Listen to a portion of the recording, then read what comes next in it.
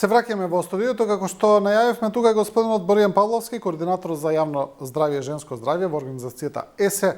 Господине Павловски, добро дојдовте во студио 10. Добар ден, благодарам во поканата.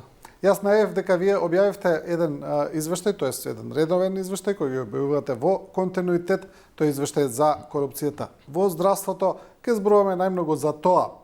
Па еве на почеток, какви искуства имаат македонските работници со корупцијата и при обезбедување на здравствени услуги? Да, како едно генерално прашање за почеток. Така. Ово истражување беше спроведено помеѓу здравствени работници, затоа што сакавме да видиме нивната перспектива и нивните мислења и искуства. Помеѓу 410 здравствени работници со фокус на гинеколошко-акушерската здравствена заштита, значи од различни профили, од доктори, медицински сестри, болничари и така натаму. И навистина се добија, да речем така, податоци доста очигледно, доста искрени, бидејќи здравствените работници имаат и подобар увид за тоа што се случува во здравството. Имено околу 15% од нив изјавија дека или биле директно вклучени или сведочеле на одредени коруптивни дејства во рамки на нивната здравствена установа. Меѓутоа, кога ќе се види перцепцијата е многу повисока. 80% од здравствените работници имаат перцепција дека корупцијата е широко распространета во здравството. Значи 15% кажале дека учествувале или виделе, да. Бидејќи анкетата е анонимна, да. Но сепак можеме да веруваме дека во реалноста тој процент е можеби повисок. Секако. Значи кога се зборува, бидејќи ако ја споредиме и перцепцијата од 80% која имаат, да. Значи во реалноста веројатно тој и процентот каде што директно учествувале и виделе веројатно повисок. Постои веројатност, точно, бидејќи е сензитивно прашање и плюс 10% од нив одбили да одговорат. И тоа укажува на можно некаков индикатор е. Некаков индикатор е. Или дека е сензитивна темата, или дека можеби и тие нешто виделе или учествувале, меѓутоа одбива да одговорат. Да, точно бидејќи кога ќе се спореди перцепцијата е многу висока, 80%.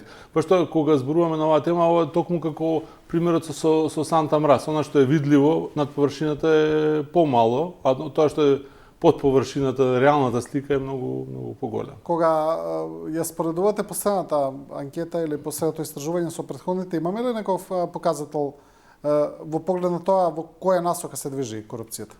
Па искрено, ние имаме до сега доста истражувања правени, со кои што можеби во еден дел индиректно сме ја фатиле корупцијата. Меѓутоа ова ни е прво истражување со кое што директно ја проценуваме корупцијата во здравството. Она што со години назад го утврдувавме и повторно се појавува и во ова истражување, тоа е незаконската наплата од страна на матичните гинеколози, не на сите, не сакам да генерализирам, меѓутоа на дел од нив, за услуги кои што се бесплатни за жените. Меѓутоа тоа е проблем што персистира со години и за жал се уште постои, а за оваа поголемата слика за корупција ова ни е прво вака специфично истражување, искрено. Да. Во кои ситуации најчесто се барат да се нудат неформални плаќања или подароци, да речеме? Имаме ли таков показател? Да. Значи најчесто се нуди или се бара за да се добие побрз термин за преглед. Тоа е најчестата причина, а најчесто се бара или се нуди за посложени здравствени услуги, преглед кај специјалист или субспецијалист во терцијарното здравство. Тука е најголема застапеност на корупцијата.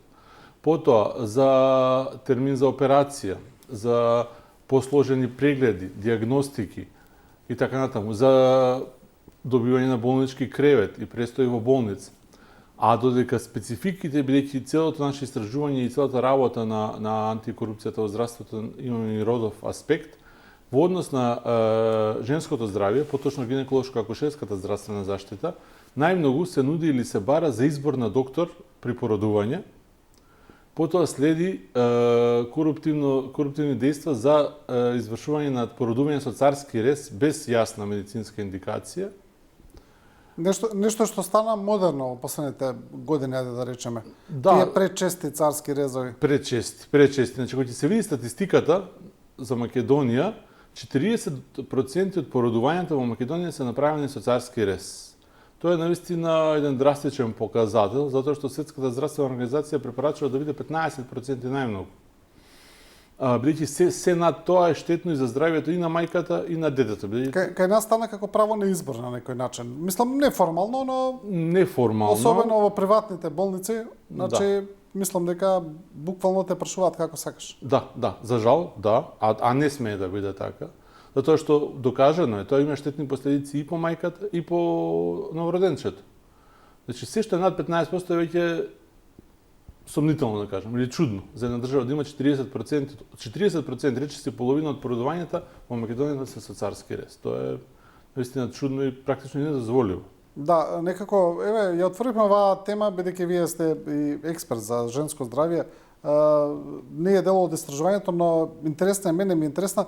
Малку се зборува за ова, господине Павловски, еве, особено за породувањата со царски рез. Нешто што и вие укажувате дека не е добро, дека е на некој начин и алармантно, а не станува нормално и вообичаено, но не гледаме некоја јавна дебата во поглед на ова. Ниту е експерти од здруженијата да излезат, па и самите лекари на крај крајва да излезат да кажат добро луѓе, ова не е нормално што се случува. Да, токму така.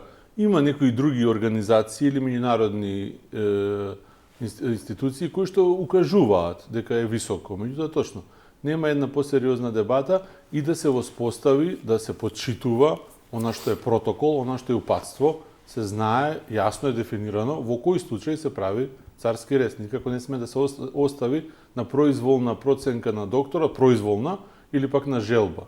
Тоа е недозволено. Да, како што се прави кај нас.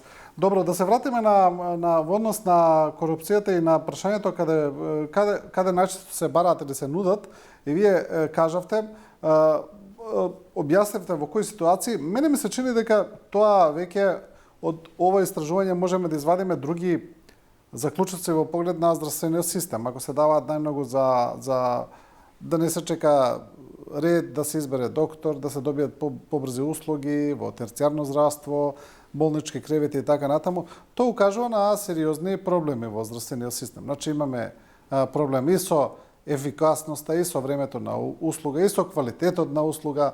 Значи низа на проблеми каде што пациентите се приморани, значи да даваат мито. Токму така. Затоа ние од Сдружение ЕСЕ при нашата работа го потенцираме токму тоа што го рековте. Значи, кога зборуваме за корупција во здравството, не е само да бараме виновник, кој дал, кој побарал, тоа е едно. Треба да ги гледаме системските проблеми кои што довеле до корупцијата. И очигледно е дека сите системски проблеми водат кон висока корупција во здравството. Тоа што нема термини кај одредени специјалисти со месеци, луѓето не знаат кога ќе добијат термин. Не само што се чека многу, туку кај нас е трагично што го нема терминот воопшто и не знае пациентот кој ќе го дочека. И тогаш е сигурно приморан да се снаоѓа или ќе оди приватно или ќе понуди корупција за да добие термин на време. Исто така долгите листи на чекање за операции и нетранспарентните. Знам дека претходниот министер направи напори во тој дел да бидат електронски јавно достапни листите на чекање за операции. Сега не знам колку и до каде е тоа внесено, меѓутоа до сега што беше праксата, нели? Се оди во болница, ќе ве запишат во тетратката нивна и вие потоа немате никаков увид дали идете по редот, дали некој ве прескокнал и слично. Значи сите овие системски пропусти и нејасноти ги туркаат пациентите кон тоа да бараат алтернативни решенија. Бидејќи истражувањето покажа, речи си подеднакво, 49% од случаите пациентите нудат, а 44% од случаите здравствените работници бараат. Што значи практично се создаде систем, една култура, каде што ако не се даде нешто, ако не се понуди или побара, не може да се добие навремена и квалитетна здравствена услуга, што е законски загарантирано право за секој. Корупцијата се нормализира. Влегува таа, значи неформално е станата дел од системот. Како што вие велите, едноставно се подразбира веќе кога одите на некој начин. Да, за жал истражувањето токму тоа го покажа, дека пациентите или за побрз термин или сметаат дека ќе добијат поквалитетна здравствена заштита ако дадат нешто и слично. Значи практично да, имаме нормализирање. И што плюс го условува тоа нормализирање? Тоа што нема строги механизми за контрола и неказнивост. Значи со години, да, ќе се појави по некој случај, ќе биде некој здравствен работник казнен, и тоа се случува ретко. И например, и здравствени работници, и пациентите гледаат дека тоа со години се случува, се дава, се бара, казнивоста е речиси неприсутна И сето тоа практично станува еден нормализиран систем, да речем, нормализирана појава, која што воопшто не смее да биде нормализирана. Имавме ние порано на сајтот на Министерството за здравство еден број пријави корупција, не знам дали се уште го има, не сум влегол да проверам. Што вели истражувањето, колку здравствените работници се подготвени сами да пријават кога им се нуди корупција и дали знаеме на што се должи непријавувањето на тоа? Да.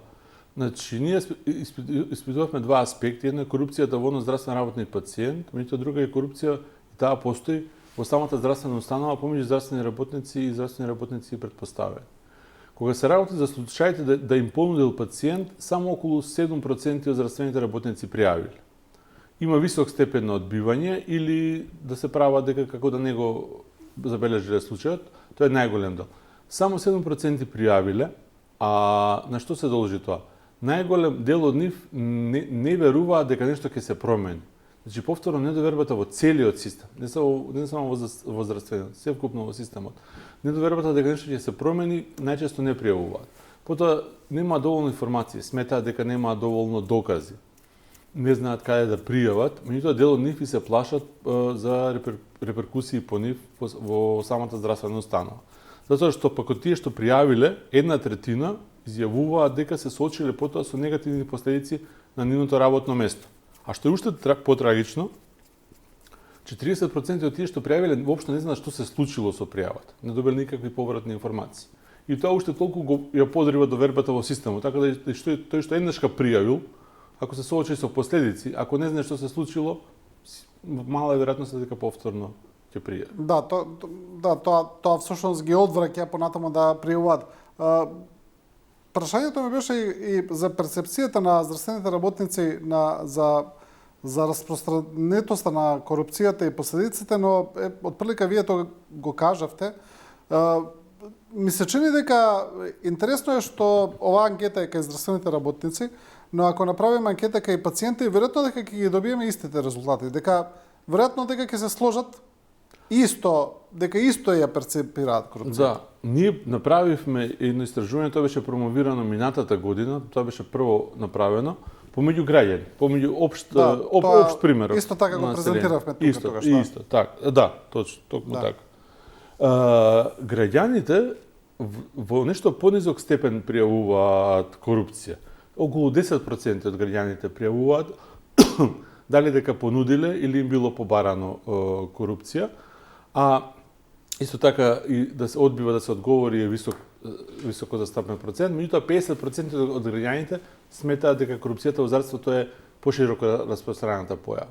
И сега ова може би и нормално од здравствените работници да се добијат повисоки бројки, затоа што тие се секој ден во таа средина, секој ден работат во здравствената установа, живеат секој ден со тоа и гледаат што се случува во самата здравствена установа. Така да и очекувано е во ниво поголем процент да ја пријавуваат корупција. Да, имате интересно прашање, интересен мотив во поглед на сексторцијата како специфичен облик на корупција, нешто што го имавте и лани во анкетата со граѓаните. Што покажува сега тоа? Тоа е на некој начин понуда или изнуда на сексуални услуги во замена на добивање на услуга. Така.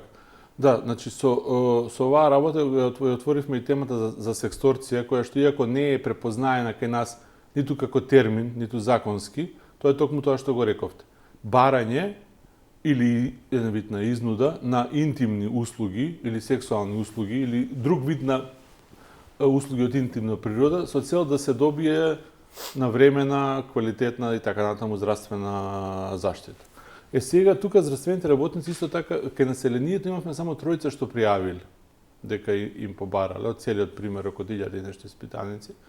Тука здравствените работници е многу позастапено. Речи си 20% пријавиле дека сведочеле на нешто што наликува на барање на интимни услуги или сексуални услуги. Тоа не мора секогаш да бидат сексуални услуги, може да бидат нели и оние барање за средба на само, барање за излегување и така натаму, значи сведочеле на некои такви појави.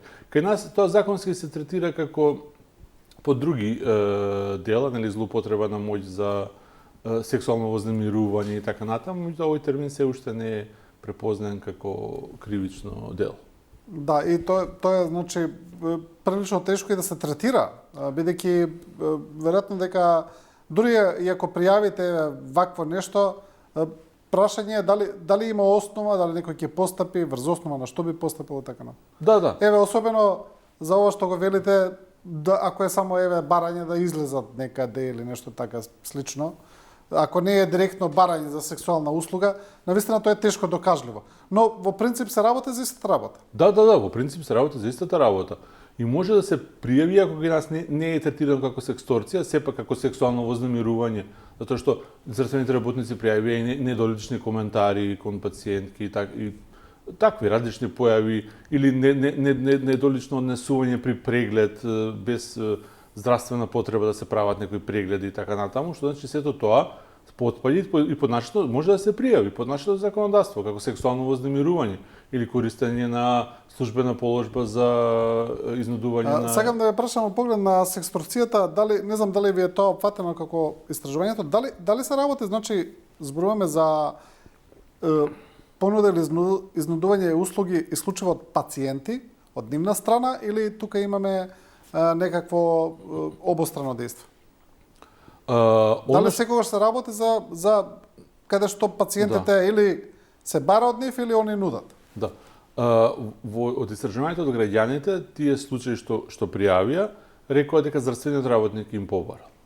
Тоа беше јасно кажано. Додека исто така и здравствените работници дека насочуваат дека виделе дека нивни колеги побарале или инсинуирале. Не мора секој да се побара, јасно така. Да. Тука е специфично прашање, чувствително. Може да биде инсинуација. Соодветна. На тоа, меѓутоа, едно е што луѓето избегнуваат да го пријават, знаете, поради кај нас се уште е тоа и табу тема, срам, и она што жените воопшто сексуалното вознемирување и ретко го пријавуваат, затоа што секогаш често се соочени со таа виктимизација, дека таа е виновна, дека можеби, значи од тој срам и страв многу ретко се пријавува. За жал многу ми не го перцепираат како нормално. И не го ни препознаваат, сакам да кажам. Точно. Имаме ли некакво, дали истражувањето укажува во поглед на организацијската структура и внатрешните политики на здравствените установи, дали тие влијаат или дали може да помогнат при сузбивање на корупција? Да, значи здравствените работници беа многу јасни дека токму засилување, не само усвојување, туку и соодветна имплементација на политиките може да влијаат врз сузбивање на корупцијата. По однос на сегашните политики, бидејќи имавме интервјуи со менаџери на јавни здравствени установи, видовме дека тоа некако тука секогаш има еден степен од нивна страна на оградување или нејаснотија колку тие механизми функционираат во рамки на здравствените установи. А токму здравствените работници самите побараа системски промени, побараа пред се заштита на укажувачи, што е очигледно, или whistleblowers, популарно кажано, тие што укажуваат за корупција. Затоа што тоа е очигледен показател дека дел од нив имаат желба да пријават, меѓутоа се плашат за својата работа и за тоа што ќе трпат последици. Исто така беше спомената од самите здравствени работници потребата за поголема транспарентност при обезбедување на здравствени услуги. Ова што го кажавме, транспарентни листи на чекање, да има транспарентно објавени на мој термин знаеме дека нема прегледи, така натаму. Засилените контроли и санкции исто така се многу важни, доколку, како што кажавме, останува несанкционирано и во рамките на самата здравствена установа, некој здравствен работник со години, па и со децении го прави тоа, никогаш не е санкциониран, и тоа и како влие. Дури на четврто место ја ставаат здравствените работници потребата од подобри услови за работа и зголемени плати. Што е јасно, дури од нивна перспектива, дека самото зголемување на платите нема нешто многу значително да влијае врз намалување на корупцијата без овие системски мерки, засилени контроли, санкции, заштита на укажувачи и транспарентност во работењето. Да. Дали имаме анализа кои антикорупцијски механизми функционираат, а кои покажуваат слабости од овие што ги имаме сега? Да, за тоа правиме сега една посебна анализа за механизмите за пријавување и заштита. Таа се уште не е готова, кога ќе биде готова секако ќе ги известиме медиумите и тогаш ќе имаме подобар увид. Меѓутоа секогаш, кога и при анкетите, и при фокус групи спроведувавме со жени и така натаму, и во дискусии со здравствени работници, секогаш луѓето имаат перцепција, ако се случи корупција, веднаш пријавете во полиција, пријавете во јавно обвинителство, меѓутоа не мора секогаш таму. Механизми постојат и треба да се пријави прво во самата здравствена установа, како прва инстанца. Затоа што тука е веќе многу покомплексно прашање на корупцијата. Се прекршуваат и права на пациенти, се прекршуваат и други права. Постојат механизми кои што треба да се пријави прво и во здравствената установа. Па сега секако ако е посериозно дело се оди во јавно обвинителство и во полиција и така натаму. Меѓутоа токму ова што ме прашавате за механизмите, со следното истражување ќе ви дадеме многу подетални информации. Да, добро, и за крај имаат ли самите здравствени работници некакви предлози? Дали они даваат предлози како да се подобри состојбата или кои механизми да се воведат? Да. Токму тоа, ова што го зборав, произлегува од нив. Пред се да има заштита на оние што пријавуваат корупција. Тоа го бараат пред се. Потоа да има засилени контроли и санкции во самата здравствена установа за оние што бараат корупција и поголема транспарентност во работењето, затоа што се свесни дека не објавувањето на термини за преглед, скриените листи на чекање за операции, за други магнет, компјутери и така натаму, придонесуваат кон системски услови за појава на корупција, било барање или нудење. И следно е секако подобри услови за работа и зголемени плати. Да, добро. Павловски, ви благодарам за ова гостување. Ке го очекуваме и вашето следно, се разбира, истражување, тогаш повторно ќе видиме до каде сме, што сме, и да се надеваме дека барем резултатите ќе одат во некаква позитива и со овие емисии малку ќе ја подигнеме јавната свест и кај пациентите, но и кај здравствените работници за да се намалат овие несакани појави. Да, ви благодарам многу, да, навистина и вие како медиум значително придонесувате во тоа, треба што поотворено да се зборува и да се охрабрат и пациентите и здравствените работници и да пријавуваат и да избегнуваат, да одбиваат вакви коруптивни практики, за постепено да ја денормализираме корупцијата во здравството и да ја намалиме. Да.